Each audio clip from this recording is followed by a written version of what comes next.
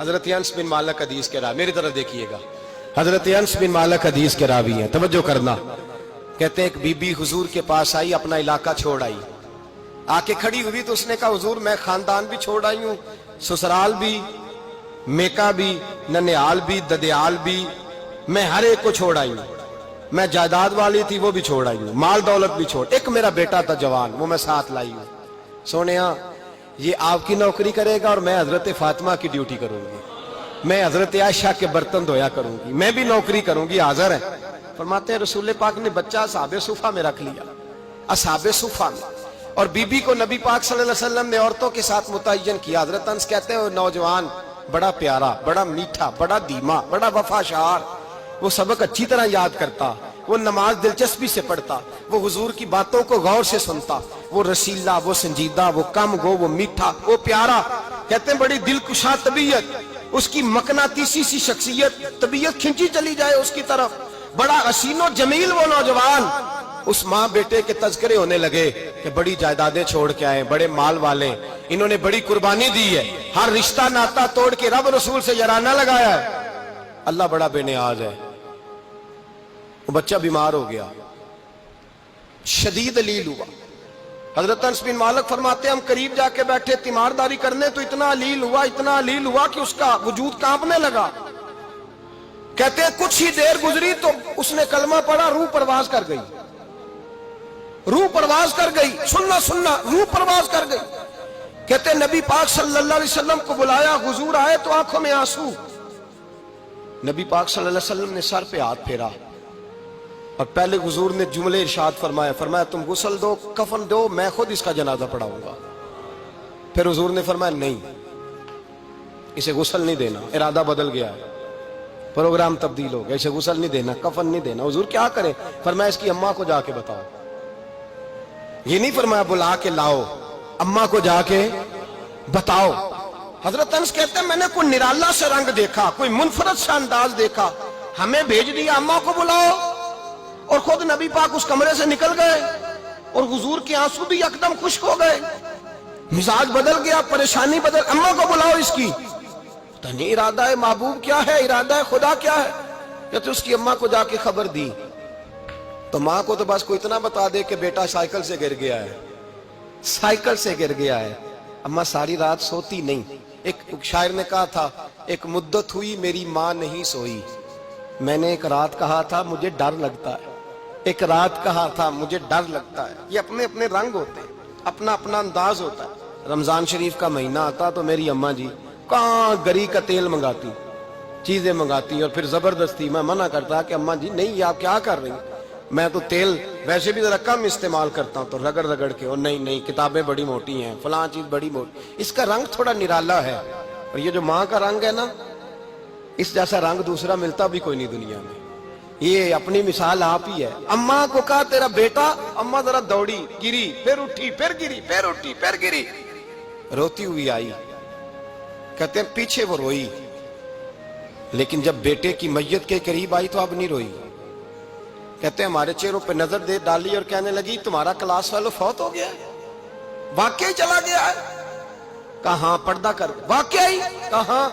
کہتے ہیں اماں نا زمین پہ بیٹھی اور پہلے اس نے بیٹے کے پیر اٹھا کے چومے، پھر سینے پہ رکھے، پھر وہاں سے اٹھی اور ادھر آئی، سر سجدے میں رکھا اور دونوں ہاتھ اٹھا کے کہنے لگی اے اللہ میں دولت کے لیے ایمان نہیں لائی تھی، اے اللہ میں جائیدادوں کے لیے کلمہ نہیں پڑھا تھا، مولا میں تیری بارگاہ میں آئی تھی تو میں تیرے اور تیرے رسول کو مان کر آئی تھی، خدا بندہ میں نے میکے چھوڑ دیے، سسرال چھوڑ دیا، ننیال چھوڑ دیے، ددیال، وہ دشمن تھے سارے دین کے، چھوڑ کے آئی، میں نے آرزوؤں کا بڑا مکان بھی چھوڑا، خدا بندہ بیٹے نے جانا تھا، مجھے شکوہ کوئی نہیں، لیکن خدا بندہ اب میرے سارے کہیں گے تو نے کلمہ پڑھا تھا تو تیرا بیٹا ہی چلا گیا، اے اللہ کی اگر تو نے دل مسلم کی دل جوئی نہیں، تانا دیں گے بت کے مسلم کا خدا کوئی نہیں، اے اللہ میرا یقین کہتا ہے کہ اگر تو مارنے پہ قادر ہے تو زندگی دینے پہ بھی قادر ہے، خدا بندہ کافروں کو راضی نہ کر، وہ خوش ہو جائیں گے، وہ مجھ پہ تانے کسیں گے، پھپتیاں کسیں گے، اے عرش کے مالک، रहमत का दरवाजा खोल, मैं तेरे नबी की बारगाह नाज में रहती हूँ, नजर फरमा।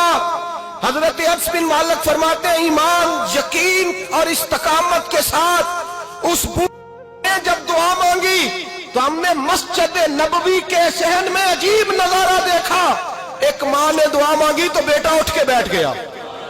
कहते हैं बेटा उठ के बैठ गया, कलमा पढ़ तो वो उठ के बैठा, माँ ने सीने से लगाया और माँ और बेटा नारे लगाने लगे, लोगों सुनो, कुरान भी सच्चा, इस्लाम भी सच्चा, अल्लाह भी सच्चा, ये मस्जिद नबी सच्चों का घर, और सबसे बढ़ के अल्लाह का रसूल सच्चा।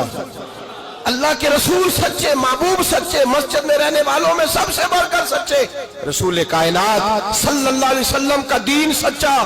फरमाते हैं रसूल पाक को खबर दी तो महबूब ने मुस्कुरा के फरमाया, मेरे रब की ताकतें बड़ी ज्यादा है। इन्नल्लाह अला कुल्लि शैइन कदीर, अल्लाह की ताकत बड़ी है। ईमान था, यकीन, इस्तकामत, बच्चा उठ के बैठ गया। हजरत अनस कहते हैं वो हुजूर के जमाने में भी हयात रहा, विशाले ज़ाहिरी के बाद हजरत अबू बकर के जमाने में भी मौजूद रहा, उमर के जमाने में भी मौजूद, हजरत उस्मान के जमाने में उसकी माँ का इंतकाल हुआ, उसने अम्मा को दफन किया और माँ के बड़े अरसे के बाद उसने पर्दा किया। जब हम उसकी तरफ देखते थे ना, देखते उसकी तरफ थे, पर हमें उसकी अम्मा का ईमान याद आ जाता था, हमें यकीन। ओ भाई, कभी तूने रब करीम की बारगाह में सर सजदे में रख के मांगा ही नहीं, तू कभी आया ही नहीं, वरना उसके दरवाजे से कोई खाली जा सकता, सवाल ही नहीं पैदा होता, कोई खाली जाए, कोई जाता ही नहीं, वो भेजता ही नहीं, उसका अंदाज ही नहीं, उसका ये करीमाना अंदाज ही नहीं, वो भेजता ही नहीं, वो तो नवाज देता है। ईमान, यकीन, इस्तकामत अपनाइए और ये अपनी जिंदगी में अल्लाह तबारक व तआला के साथ जुड़िए।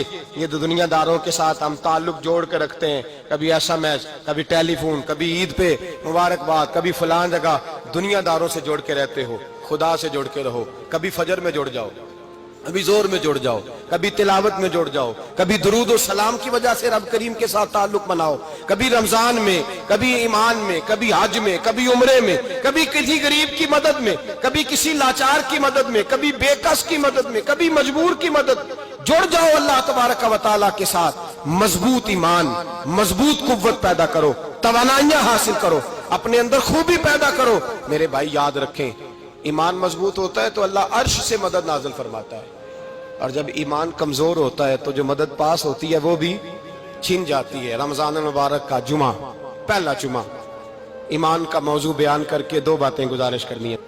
एक वादा किया मेरे नबी पाक ने, जरा एक तजर्बा करें तो सही, इस पर भी जरा तजर्बा करें, ये 8 दिन ये नुस्खा आजमाएं तो सही। रसूल पाक ने फरमाया, तू नमाज पढ़, तेरे नबी का वादा है तेरी रोजी में बरकत हो जाएगी। इसको जरा आजमाएं तो सही, आजमाएं तो सही।